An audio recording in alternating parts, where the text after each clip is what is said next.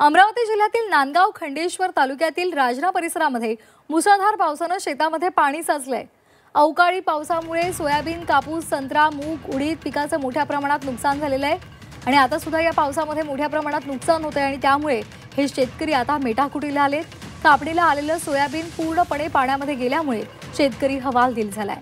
शेतकऱ्यांनी सरकारकडे तत्काळ मदतीची मागणी केली आहे। हेक्टरी 50,000 रुपये मदत द्या, 7/12 कोरा करा अशी मागणी या शेतकऱ्यांकडून केली जाते।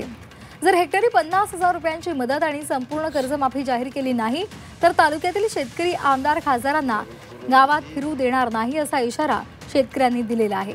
त्यामुळे अमरावती जिल्ह्यातील शेतकरी आता आक्रमक झालेत।